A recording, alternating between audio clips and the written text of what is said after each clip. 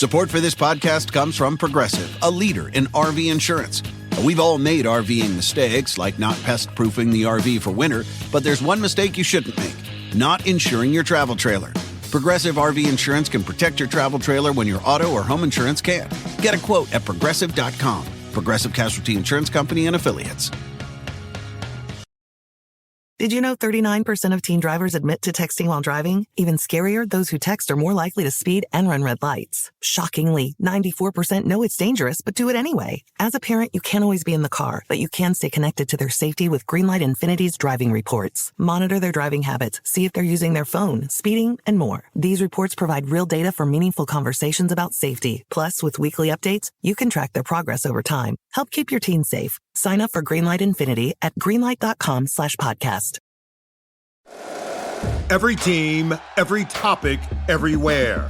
This is Believe. What's up, family? Gerry the Bossman here. You're tuned into the Bossman Show on AM 1010, AM 1430, 1055 The King. Check The King out at 105theking.com and the Bossman Show at bossmanshow.com. Hit me up on Instagram, The Bossman Show, Twitter at Bossman Show, and Facebook, Bossman Show. It's the Bossman on your radio. Listen to the Bossman Show with your host, JR, Saturdays at 9 a.m. right here on AM 1010, The King. What's up, good people? BetOnline is your number one source for all your betting needs. The latest odds, lines, and matchup reports for baseball, boxing, golf, and more. BetOnline continues to be the fastest and easiest way to place your wagers, including live betting and your favorite casino and card games available to play right from your phone. Head to the website or use your mobile device to sign up today and get in on the action. Remember to use your promo code BELIEVE, BLEAV, for your 50% welcome bonus on your first deposit. BetOnline, where the game starts. BS3 Network, changing the way you watch TV. Yes, BS3 Network, changing the way you watch TV, covering content and hot topics from A to Z, sports, music, society and culture, movie reviews, you name it, we have it.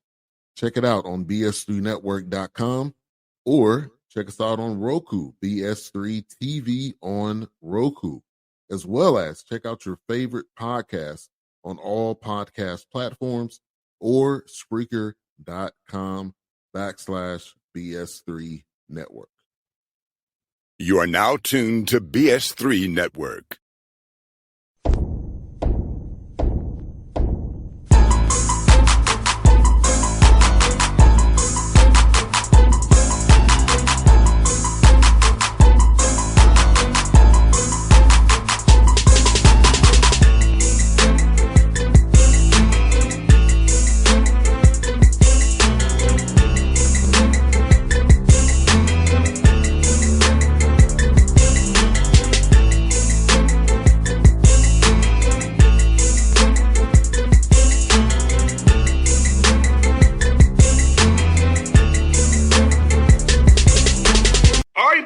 Bossman Show, going to the MAC conference. Sienna St. Gerry McNamara with me on the Bossman Show, from Syracuse. Now he nails it. Sienna leading a great program. Coach G, what's up, man? How you doing, brother? I'm doing great. I appreciate you having me on. Still, I was at the Q's for a while. I'm still getting used to that green and gold. It looks good back here. So I'm lucky, man. Very blessed to be here. No doubt, man. And for you, I know you was in Syracuse for a good while, man. And what about the opportunity Sienna reached out to you to take over his program? I know it's kind of up that way, up in upstate New York up there. So what about this job reached out to you, man?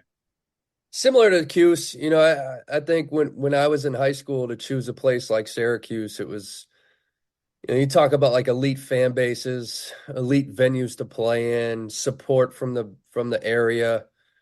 I was really happy. I loved Cuse. I could have raised my family there, stayed there for the rest of my life. I don't think I would have ever been content had I not tested myself as a head coach. And, for me to leave a place that I loved, I think it would have been had to match kind of the same characteristics as those things I just mentioned. So, when an opportunity came about at Siena where I had the opportunity to interview for the job and, I looked at this place the same way as a recruit coming out of high school. I was getting recruited, and I'm looking at a place to venture off and run my own program. And, do they match all those things? Do they have, an elite fan base and incredible story, tradition, and history? They had all those things. I think everybody in America that's a hoops fan watched the LSU Iowa game this year. That game was played in the arena that is my home arena, MVP Arena in downtown Albany. And coincidentally, it's the arena in 2003 that our Syracuse team went through and beat Oklahoma in the Elite Eight to make a Final Four. UConn 2 years ago goes through our arena to win their first national championship or their back-to-back. So, I just looked at this place in the same way in regards to when I was looking at Syracuse coming out as a player. Like, it matched everything I was looking for in terms of the fan support, the opportunity, and the tradition. And again, like I said, I'm really blessed to be here. It's a great spot. It's a great spot to live, raise a family, and blue collar town, just like Syracuse was. And I'm excited, man. I'm excited the way things are going so far. I hear that, man. How cool has it been for you having to make the decision now with that one seat over now? From being an assistant all these years, now you get to make the decision yourself. And whether you give a suggestion, it's your decisions. How's that transition been for you, man? It's nice. Really nice. It's funny.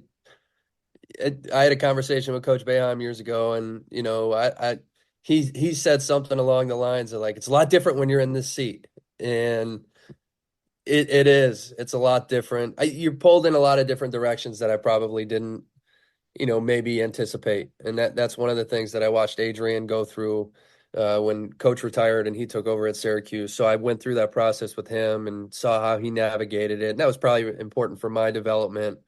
But I think the most impactful thing is, you're the final decision maker in terms of your roster, the decisions that are made in terms of what you're looking for and how you want to play, who you want to get, who you align with, what are the characteristics that player embodies. And that's been really kind of the most enjoyable part for me. Is it's like, I have great assistants and they bring a lot of great players to the table, and you get to go out and evaluate all of them. And at the end of the day, I get to make the decision on, who we're going after the hardest and all those things. So there's a lot of pressure that comes with that in terms of, I know it when you're sitting in this seat, everything's going to fall squarely on your shoulders in terms of win and loss. And that's just what comes with the territory. But it's just so nice to be able to run things the way you always envisioned it. And I've been really lucky because I've been around so many great coaches. Coach Boeheim is a Hall of Famer, and Adrian, who I just mentioned, is the head coach now. And Mike Hopkins was kind of my mentor, who was the head coach at UW at Washington, and now is an assistant coach with the Suns. Alan Griffin, who's still at Q. So I just, I felt like I was ready to make those decisions because I've been around a lot of great decision makers and people. 1,000%. I think I share your sentiment. I was a co-host back in the day. How I would think about how I would do it if I had my own show, how I wouldn't ask this question, So I had that same feeling. I was doing this as a co-host, but I was waiting on getting my own show. Like, yeah, I finally got to get my own show. It was like, cool, I can do it my way. I can book this guest. So I know how you feel, man. Having to do it your own way, man. It's done like this, man.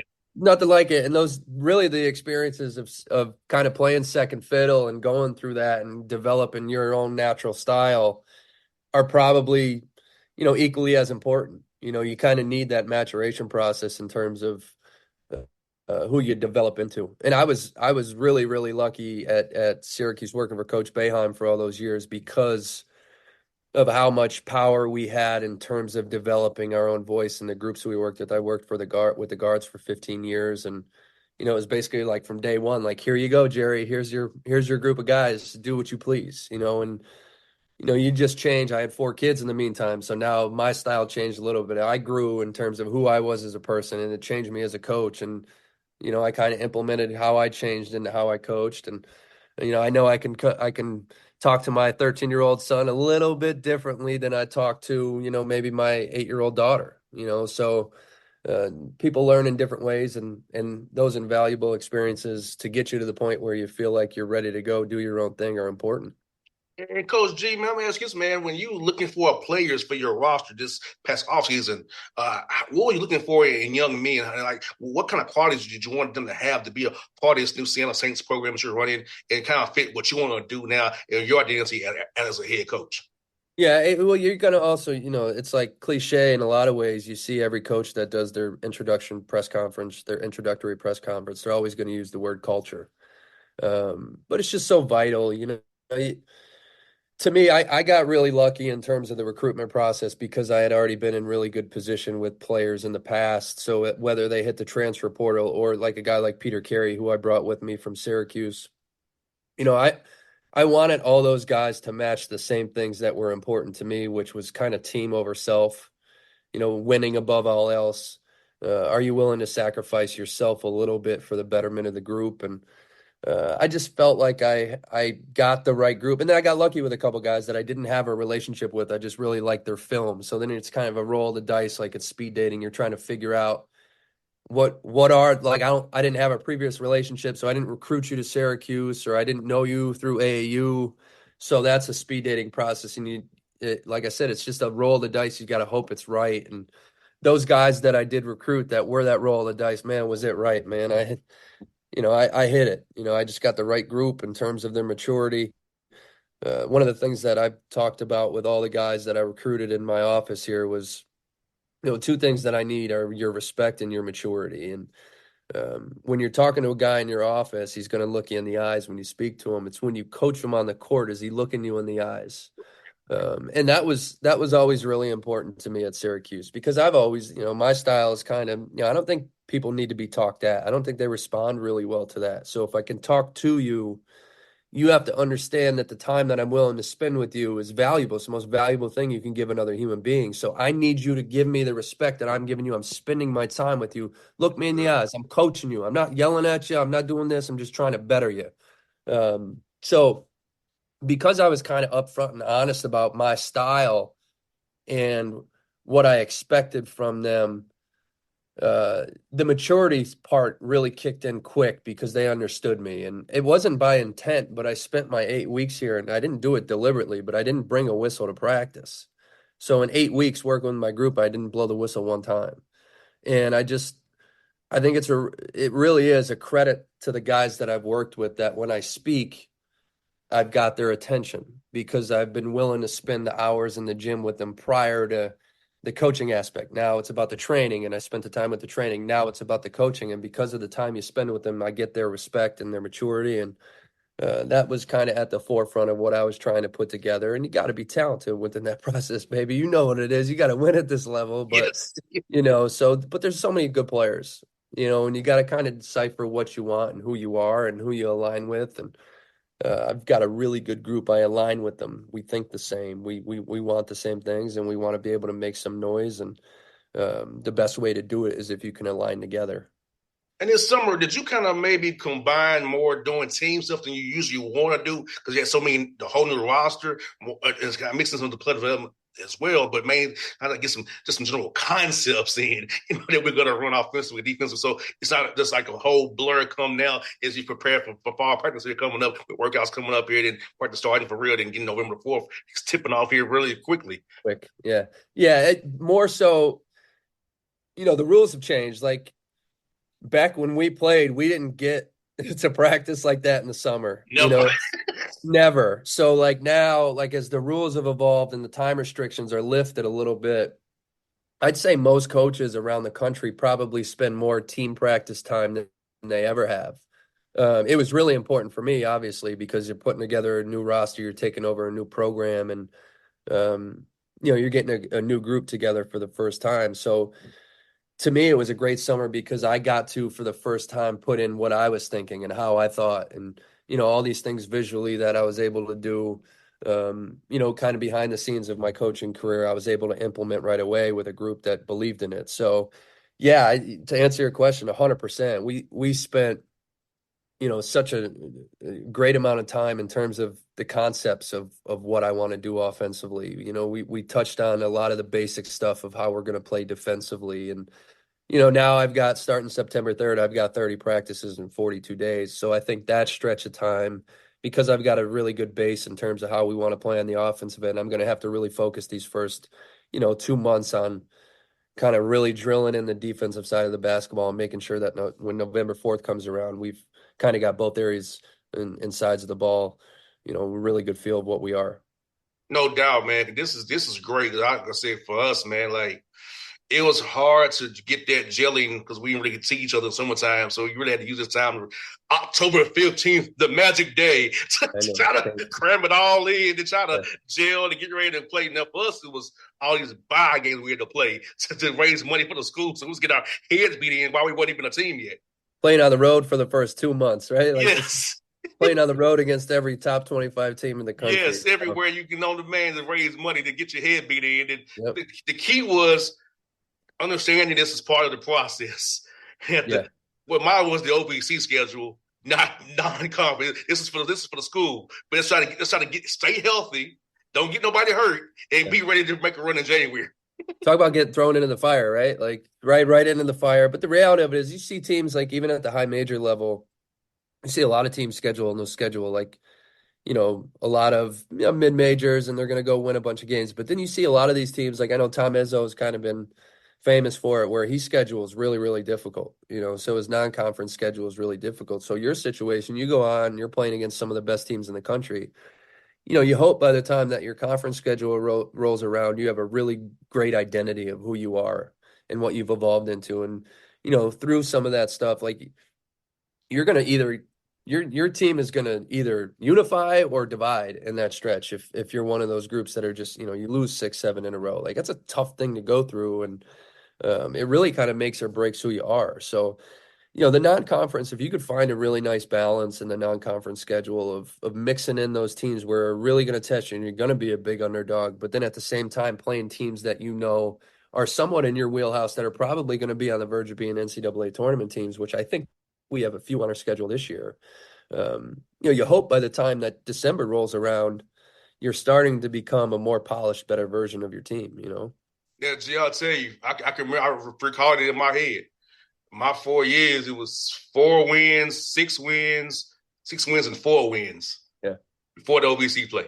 So you had to stay together because that can get in your head if you let it get in your head. And it's still a great conference. So now you're battle tested. You're going in, and can you get through that stretch at what? What are you playing? 31. So yes, we played 18 conference games. So it was like 6 and 7, 4 and 9. So, but you still, you had to understand it's part of the process. It's part of the process. And if you're in one of these leagues where it's a one bid league, what's the most important thing really is your conference. 3 days in March. No question. Talk about the pressure. Like you could go undefeated in league play and lose in the second round and not make the NCAA. Like it's just the nature of the beast. And with the net system now, like it's just gotten more difficult for teams at our level to have more than, you look at the A10. The A10 is getting 1-2 teams into the NCAA tournament. It's just really difficult. With the way it's kind of set up right now, they're taking a lot of the high major teams. So, the most important thing for teams at our level is like you just hit your peak at the right time. You play really, really well in March, and over a 3-day stretch, you strike that gold. You know what I mean? That's why I implicated it to you guys, man. I want you to put on the show because I understand what it comes down to. I've been in them shoes as a player. I've been around it, so I'm like, I'm gonna make sure people understand this. This is a great situation you're in. But this pretty much matters. The tournament in March is peak at that time. Make sure you're healthy. You got your peak at the right time. Think about this. Like, it's funny, those first few games, like you see that a lot of these conference tournaments are before like the ACC and the Big Ten. And, so that Monday through Friday, there's like a bunch of leagues that are playing to go to the NCAA tournament. Everybody in college basketball is tuned in because they know it's an important game to go to the tournament. But you got those 2 coaches that are probably like sitting there like twitching, like, oh my God, comes down to just this one game, for us to get into our postseason where it's like, you're either pure elation or devastation. And man, like talk about like fun though. Like that's why we do what we do. We're competitors, and you want to have those moments for your teams and experience them. And that's why you grind it out in June, July, and August to get ready for March. So it's just such a wonderful sport because of the pressure it comes down to, and could be one singular moment.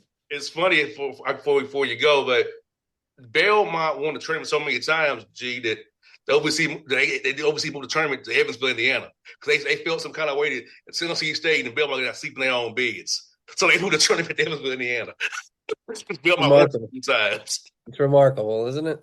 Hey, I see y'all funny. I see how you're doing. Yeah, okay, I see this. You know what I mean? I know what's going on here. You know, you want to try to get advance for Murray State and them other teams. But yeah, obviously it was a great league, man. Like I said, you know, I enjoyed it. I hate the realignment's done. What realignment's done, the rivalries we had with MTSU, Austin P, all Murray State, and all them gone now. But it was fun to be a part of it, man. Competing. Look, man, now I compete at the radio, man. I compete every day here at the radio. Still in it. Well, I mean, conference realignment. I mean, even think of I was a Big East guy. You know, I played in the Big East, and that's, it's a shell of itself of what it was in terms of the teams that were in it. And, now you're trying to create new rivalries, and football is king, and, you got to shift and stay ahead of the curve. And, Coach Boeheim said it when all this stuff started happening like 7-8 years ago. He said, 30 years from now, he's like, everyone's going to look around and be like, we should have never changed a thing. And, I think it's part of it, like the nostalgia. Think about like what was Syracuse basketball built on? It was like the rivalry of Syracuse and Georgetown. St. John's. Now you got to build Monday on ESPN. Yeah, and now you're doing in the regional too. Like you're right here. Like you're within 3 hours of each other. All those schools, the Seton Halls and all that. Like we were all Providence. We were all right there. So now like the feel for like the fan, it changed a little bit. And feel for me, and we were lucky. We were able to move into the ACC, which is a great league, and football, I think, is going to get back to big relevancy, hopefully, under Fran Brown. But, man, like you miss the days of like those that just beating each other heads in over the last 40, 50 years. It's part of what, I love our sport, but it's hurt that aspect of it a little bit, this realignment. It's going to make you, it's going to blow your mind. I'm going to tell you about my dad. My dad played ball at Tennessee State when it was Tennessee A&I. 1958 to 63. He played football there. If me to go there after my dad went there, it was like, that's why I went there because my dad went there. That's awesome. Couple of family alum. Yes. So man, my dad got me and said, I know I want to go. But I said coaches, my dad went here, so I'm going. Because my dad went here. I want to make my dad happy. Can't beat it. So man, we're lucky, man. Coach, man. Hope to see you on the road this year, man. I'm gonna try to come up that way, man. When the Hawks play the Knicks, man. Hopefully y'all will be around. I try to hit Binghamton. I try to hit UA, and I try to hit you all as well. So we'll keep that going while I come up there, man. When the Hawks play the Knicks and the Nets, man. Come see me. No doubt, I got you, my brother. All right, I appreciate you. BS3 Network, changing the way you watch TV. Yes, BS3 Network, changing the way you watch TV, covering content and hot topics from A to Z, sports, music, society and culture, movie reviews, you name it, we have it. Check it out on bs3network.com or check us out on Roku, BS3 TV on Roku, as well as check out your favorite podcast on all podcast platforms or Spreaker.com/BS3 Network. You are now tuned to BS3 Network. What's up, good people? Bet Online is your number one source for all your betting needs. The latest odds, lines, and matchup reports for baseball, boxing, golf, and more. Bet Online continues to be the fastest and easiest way to place your wagers, including live betting and your favorite casino and card games available to play right from your phone. Head to the website or use your mobile device to sign up today and get in on the action. Remember to use your promo code BELIEVE, BLEAV, for your 50% welcome bonus on your first deposit. Bet Online, where the game starts. What's up, family? Gerry the Bossman here. You're tuned into the Bossman Show on AM 1010, AM 1430, 1055 The King. Check The King out at 105theking.com and the Bossman Show at bossmanshow.com. Hit me up on Instagram, The Bossman Show, Twitter at Bossman Show, and Facebook, Bossman Show. It's the Bossman on your radio. Listen to The Bossman Show with your host, JR, Saturdays at 9 a.m. right here on AM 1010, The King.